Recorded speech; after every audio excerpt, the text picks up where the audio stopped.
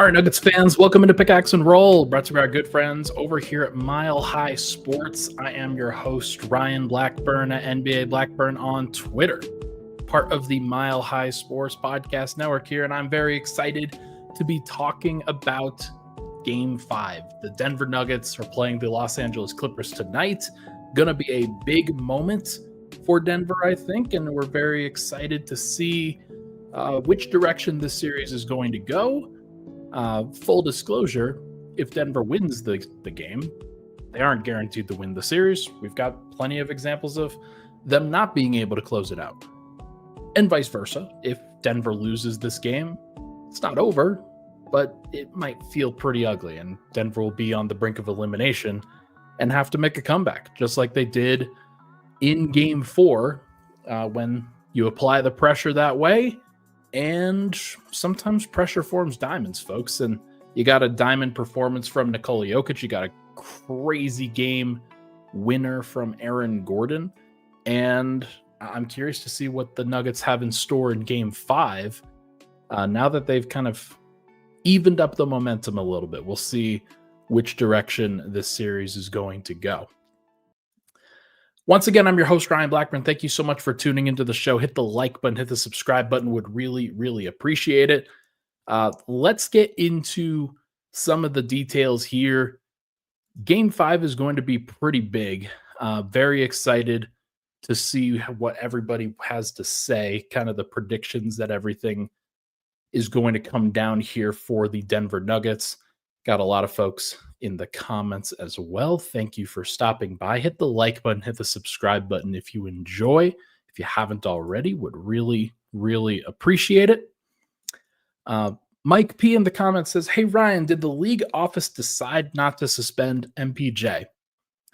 To my knowledge, no decision has been made. But you would think that they would make a decision, but if they were going to make a decision, you would think that they would have made it by now. It would have been decided by now. In talking to Nuggets officials yesterday at practice, they had not heard then. That was at about noon or so in the middle of the day. You've heard reports from other folks, Vinny Benedetto over at the Denver Gazette, Bennett Durando over at the Denver Post. Those folks have also not heard anything since then, like in the kind of later afternoon, evening stages. And we haven't heard anything so far this morning. So it's kind of leaning towards there not being any major discipline that's being laid down here. It would be wild for the league to wait multiple days and then kind of make this determination and make a suspension heading into Game 5 that night, tonight. Would be kind of wild. But I mean, the league has done crazy things before, so you can't know for sure until about probably 1 o'clock today. If it hasn't come out by 1 o'clock today, then I don't know. That's just kind of cruel to not give fans any say, any idea that this is actually going to happen. So cautious optimism, of course, but it was a very minor offense that Michael Porter gave, kind of meandering out to the painted area, not even that far away from his bench. If he had sprinted out to the opposite side of the floor, and look, I get it at that point. And Nuggets fans, I think, would have to say that they get it too. For what it's worth, David Adelman was asked about this yesterday, and he had, I think, a pretty funny quote. He said, quote, "I thought Mike made a non-aggressive walk. I mean, I didn't see anything dangerous about any of that. And you got guys slapping each other out there. Like this isn't, I don't know. I'm sorry. I've been growing up on some of the fights that he saw would scar you for life." So I do not think that David Adelman, of course, he's a little biased in this situation, obviously. I do not think that he expects a suspension to be put down, and certainly was campaigning for Michael to not be suspended. And so hopefully Denver kind of doesn't have to deal with that, and you get Michael Porter, who already is dealing with one arm in the first place. So the fact that he has been relatively good He was bad in game 3. Let me rephrase. He was good in game 4. He was bad in game 3.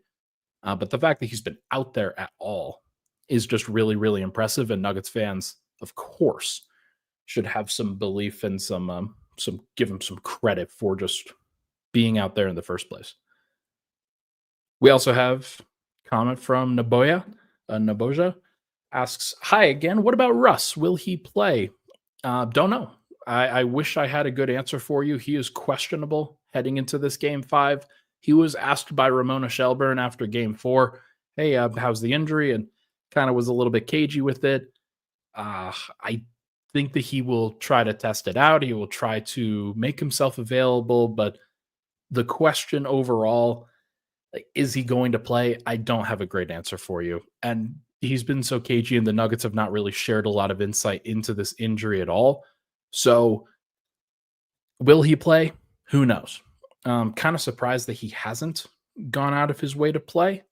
But I mean, we also just don't know the extent of the injury, so it's hard to really say one way or the other whether he should be playing. Um, I think he'll try to give it a go, of course, but whether he actually is able to still remains to be seen. If he can play, like hypothetically, let's say Michael Porter and Russell Westbrook are both out there. Um, Denver's starters in this last game 4 played in between 42 and 44 minutes, like every single one of them. That is not a lot of time. It's certainly not a lot of time. And it's interesting to try to craft a rotation when you don't have Russell Westbrook out there, because Denver's been trying Peyton Watson. They've tried Jalen Pickett, tried DeAndre Jordan for 5 minutes. If you remember, they tried Vlatko Cancar for 2 minutes. That did not work out well. But just in general, Denver has really like not tried a lot when you're thinking about these different rotation options that they can put out there. They don't have a lot of answers that they can put out. So if they don't have Russell Westbrook, then it gets a lot more difficult for Denver to make rotation decisions. If they do have Russell Westbrook, it's a little bit easier. It gives each of those guys, like, you can play Russ in place of Jamal Murray a little bit, and he doesn't have to play 42. You can play Russ in place of Christian Brown a little bit. Doesn't have to play 43. You can go smaller and play Russ in place of Aaron Gordon at times. So Aaron Gordon has to play 43. And obviously, you could play Russ in place of Michael Porter, be a little bit more defensive, be a little bit smaller, quicker, and he doesn't have to play 42. So I think that Denver has to try to find a way to get their rotation. I put this in the preview that you can read at milehighsports.com. I think Denver has to find a way to get their rotation players off of the bench to exceed 40 minutes. Peyton Watson played 13, Vlatko played 2, DeAndre Jordan played 5, Jalen Pickett played 6. You add that up, that is 26 total minutes. Not good enough. Can Denver get to a place where their bench exceeds 40? If you like it, this isn't a hard and fast example, but the Clippers have been relying on their bench so much more in general than the Nuggets have relied on theirs. Nicholas Batum and Bogdan Bogdanovic each played 19. So they're at 38 already. Derek Jones played 15. Ben Simmons played 7. 38 plus 22 is 60.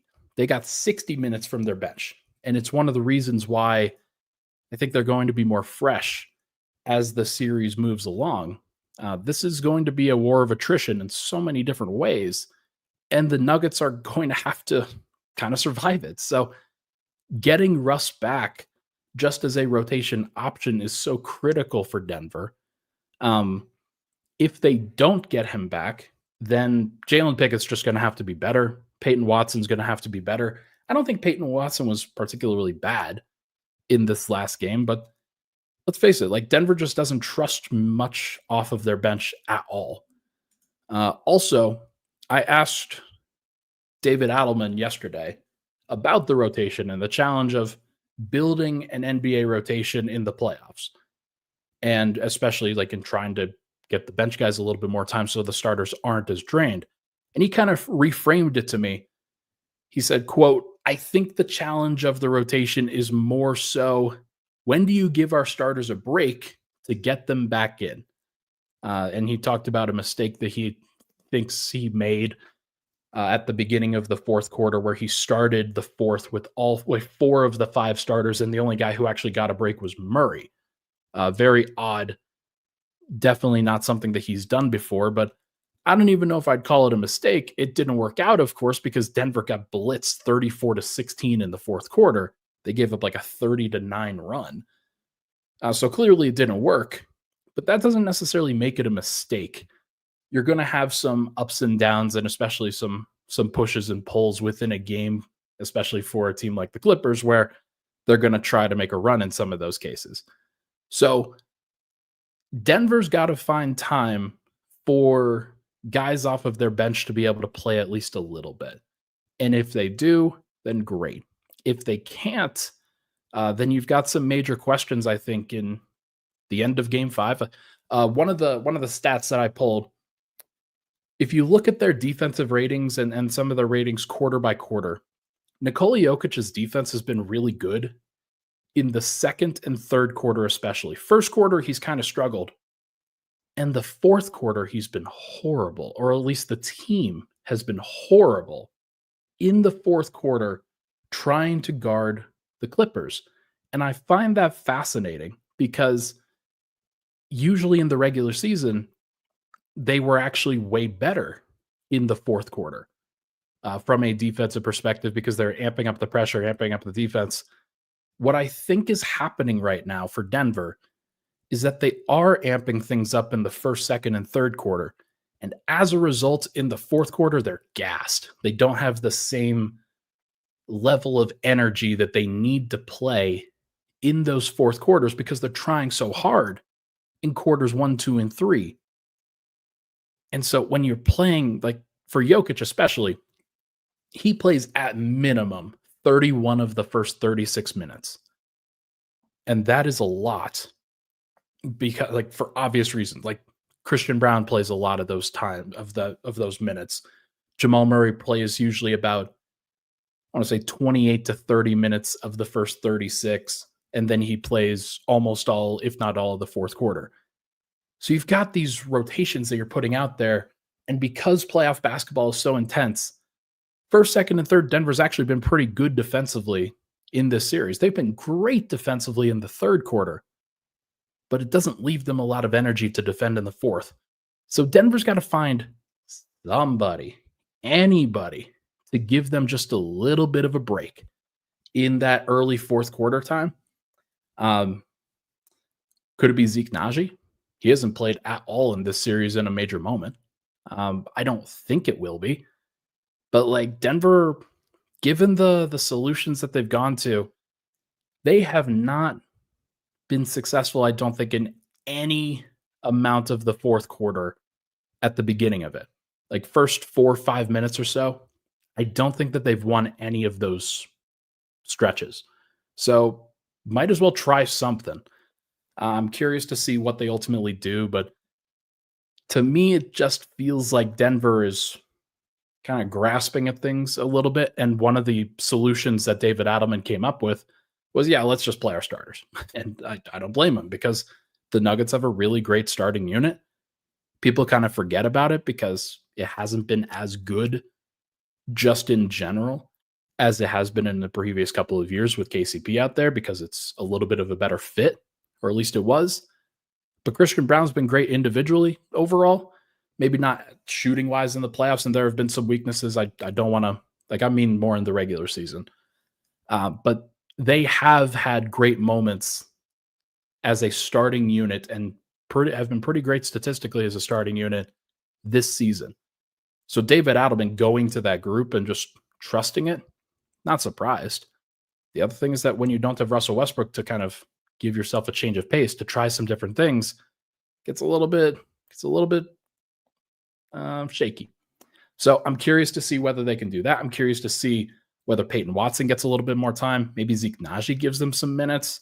Does Julian Strawther get out there to try to give them a little bit more offense? One of the things at the beginning of the second, beginning of the fourth quarter, most of these games, is that when Jamal Murray is out there with the second unit, they are starved for offensive creation. And so if Murray and Strother were out there, maybe you have a primary and secondary ball handler that you can trust. You throw Aaron Gordon out there at the same time, now you're cooking with gas. So I don't know. We'll see whether they can get to that or not, but it's tough when your solutions are basically throw the starters back out there in the second unit. It's not a great, not a super tenable solution, I'll say. Okay. Shams, excuse me, has now tweeted about the Sacramento Kings 7 times in the last 24 hours, as I have him on notifications and am waiting for any Michael Porter news to potentially come down. We have now seen Shaquille O'Neal and Doug Christie get 7 combined tweets. Okay, as one does. All right, when we come back, we are going to talk about Jamal Murray, how I think it's Jamal Murray time, and what he needs to do in this particular matchup, in this particular Game 5, in order to get this thing done. And then we're going to bounce around the league to some other NBA matchups. I'm very curious to see what it looks like. We'll be right back here on Pickaxe and Roll.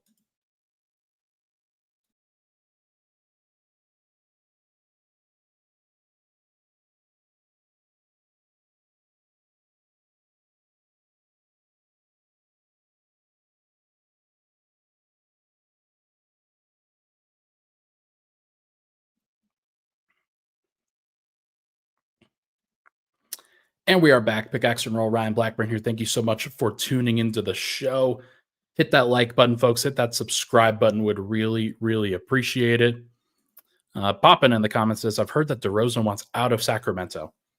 Well, it's not like he signed on with the potential for De'Aaron Fox to get traded and Mike Brown to get fired. I don't think that that's something that he was looking for. Now, frankly, what DeMar DeRozan was looking for when he signed on with the Kings was to go get a contract and to go get 3 years, $80 million or whatever it was that he got. So good on him for getting that. I do not think that DeMar DeRozan is a winning basketball player. I do not think that his style and his commitment to defense and his overall level of attention to detail on that end really help in any way, shape, or form. So before you ask, no, I do not want the Nuggets to go get DeMar DeRozan. That is a horrible idea in the offseason. It just doesn't make any sense at all. Unless you're also like adding Keon Ellis into that discussion or Keegan Murray into that discussion, then like, okay, we could talk about it at that point. Okay. Let's talk about Jamal Murray. Let's talk about somebody who, look, I thought Jamal was having a pretty underrated series through the first 3 games. I honestly did. I thought that in Game 3, there were 2 guys that really showed up for Denver. It was Jokic and it was Murray. And it was, I think, emphasized by they each scored 23 points. Murray wasn't his most efficient, but he was still 8 of 15. Like, it was above 50%. Didn't overly turn over the ball. Denver just kind of got rolled. They scored 46 points on 29 shots combined, and the rest of the team scored 37 points on 48 shots combined, I want to say. So pretty tough. I don't really blame Jamal in that situation. I thought he set the table well. I thought he handled the pressure well in that Game 3. And then in Games 1 and 2, yeah, Game 1 he didn't shoot well, but he did a lot of good detail things. Game 2, I thought he played pretty well and shot the ball a little bit better, but there were still opportunities missed, and he was one of the reasons why they were even in the game in the first place, because he was making some clutch shots. And then he didn't get a shot at the end of that game, and that's, I think, a pretty big regret for where Denver's at. But then in Game 4, he was bad. Like, there were some detail things that he did well, but overall, Game 4, he was just flat out bad to me. The defense was good at the beginning of the game, poor at the end of the game, and the offense, like, when you're dealing with a 30-9 run, and Adelman said this, one of the reasons he thought it was not a good thing that he did with the rotation in that situation was Murray was the only guy who was getting rest at that point. And I think he thought that when Murray came back into the game at about that 9-minute mark, that Murray would be able to uplift them a little bit, handle the pressure a little bit. He just didn't really have that much to give and made a lot of bad mistakes. He turned the ball over to Kawhi. He threw the ball out of bounds while dealing with the pressure. And yeah, Chris is saying it here. Bogey had him on the clamps, like 100%. Bogey was absolutely clamping him up in that game, and he shouldn't be able to. That's not how it should go. Like you get Chris Dunn in that situation, clamping him up, and people aren't really surprised because Chris Dunn's an elite defender and Murray's tired. He's dealing with a lot.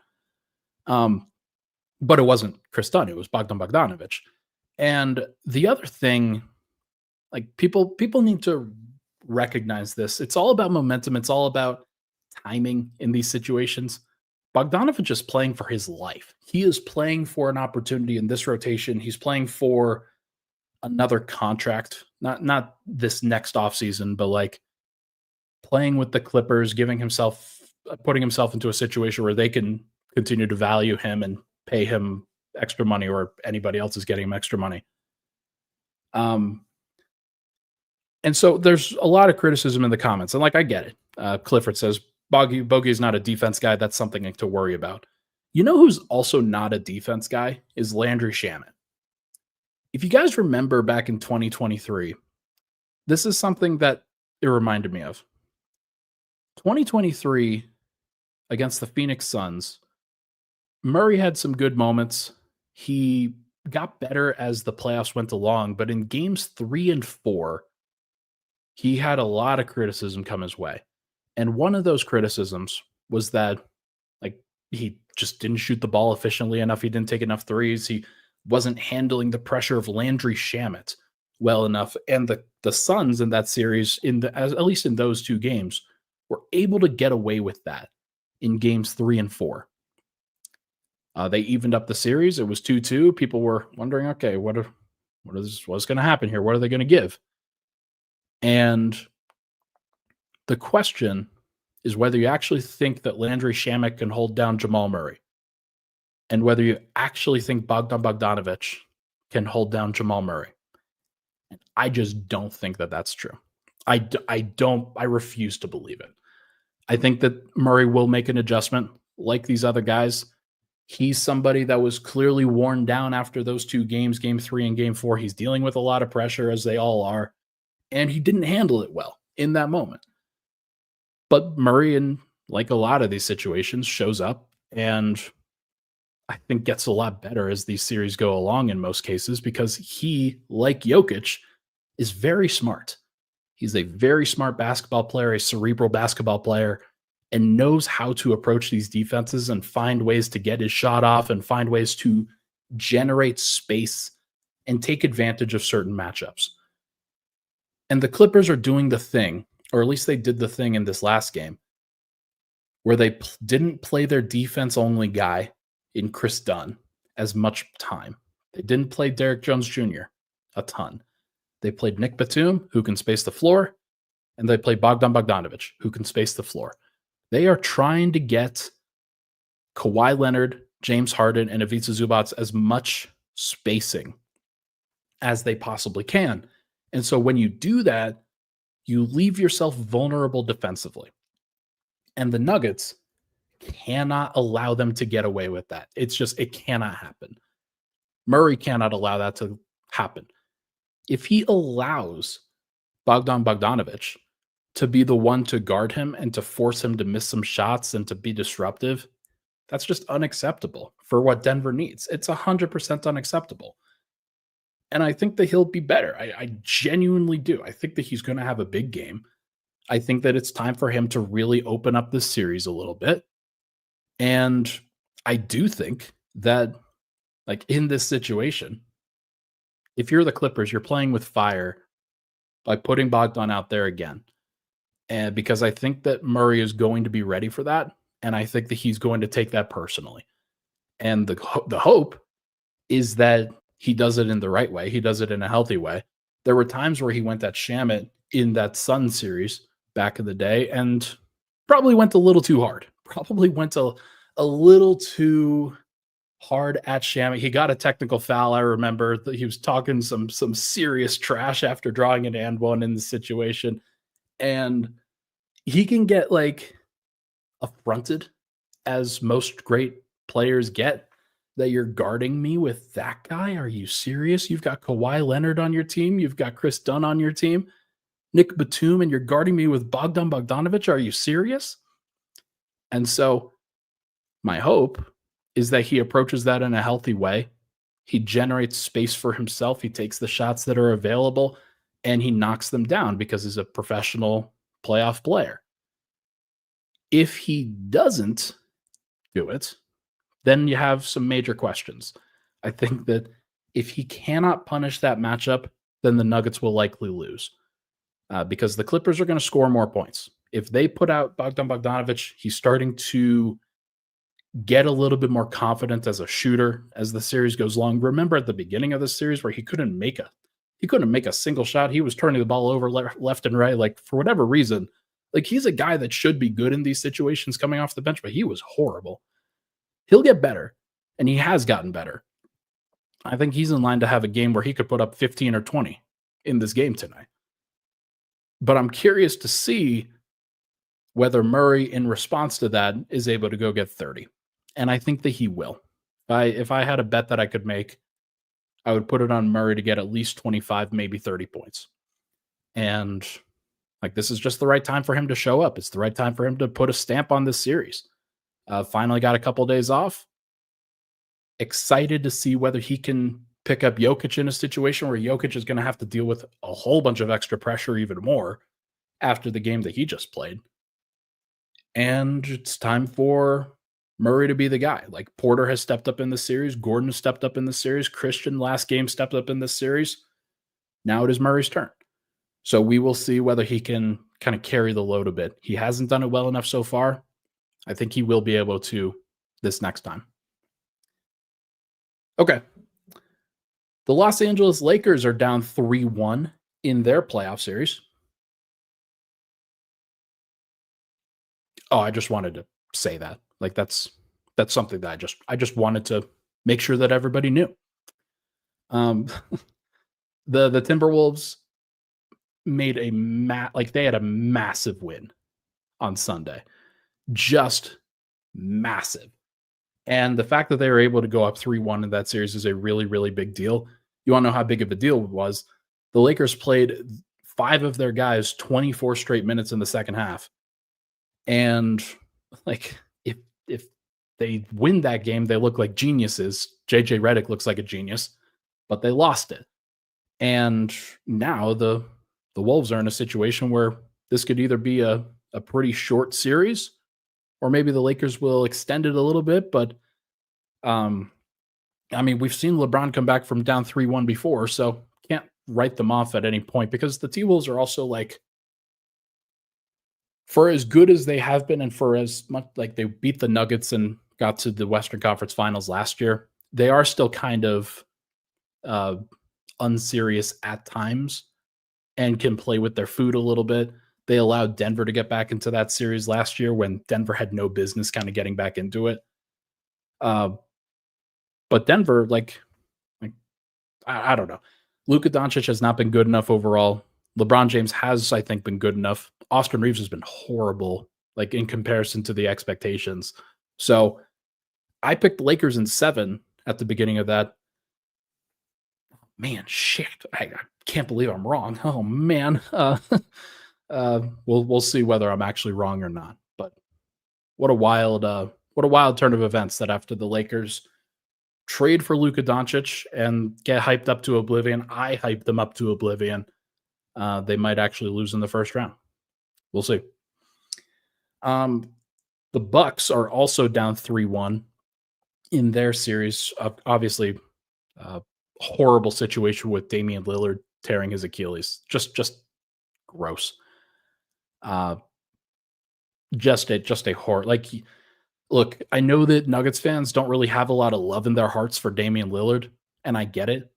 He's been a very strong rival for this team for a long time when he was with the Blazers, and then going to the Bucks, being the kind of the second guy to Giannis. There's a little bit of rivalry there for sure. I think that like the Bucks are probably done. Bucks are probably done as a contender. It's going to be horrible. Like if you're the Nuggets, you want these mid-market and small market teams to continue to be great. You do not want Giannis to just demand out to be on a coastal city. It'd be cool if he decided he wanted to come to Denver and then they tried to make that happen. That would be sick. But also, like nobody can or should expect that in any way, shape, or form. But I do think that Giannis is probably going to ask for a trade after this series, and that's going to be a pretty crazy environment because before it was like, okay, he might get moved. Now this is actually a very justifiable time for him to try to leave because next year is going to be lost for them as well. I don't expect Dame to be coming back from an Achilles injury that soon. So we will see what happens for them, but just a sad situation overall. And I hope that it works out and that they get compensated fairly for somebody like Giannis, who is an unbelievable player. On the other hand, like I hope the Sixers continue to rot in hell. That's it.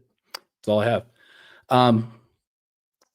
Other series, the Warriors went up 3-1 as well. I don't want positive things for Draymond Green, but he was fantastic defensively when he had to be against the Rockets in that series. Just a big moment for the Warriors. They will probably face the T-Wolves in the next round. And that's not exactly like a super fun series for any Nuggets fan either. So you hope that both of those teams really struggle with each other. That's the hope. And then the Thunder are just sitting there, minding their own business, just biding their time. The Nuggets and Clippers are obviously going through a bloodbath of their own. Going to be very interesting to see whether they are actually able to get out of this and have anything for the other side, the Nuggets or Clippers. Because I kind of just think that the Thunder are probably going to win the West. And if they don't, it would be an absolute sham. And if they aren't able to win the West, that's a very large upset, I'll say. Okay, I think that's all I have. Nothing else major going on. The Miami Heat are a joke. They deserve nothing less than being laughed at. At least with Memphis, they went out and tried to fight. Miami lost by 55. Good Lord, man. Like, as penance, and I made this joke on social last night, as penance, they should absolutely have to trade Bam Adebayo to the Portland Trailblazers. It's just a requirement. That's just like do the right thing for the guy. Just don't have doesn't matter what they send back. Like, doesn't matter whether you're getting equitable value for a player that you really like. You should just send him there because that's the right thing to do. Of course. Heat fans are down bad, and they should be. We got a late super chat. Mexican in Palm Springs with the $4.99 says both my Clippers and the Nugs gets to hate the Lakers. Please repeat those bad. They are losing. I am doing my best here. Yeah, the Lakers are miserable, and they should be. I'm getting the gist here. The Lakers are absolutely miserable, and they should feel bad for what they've done.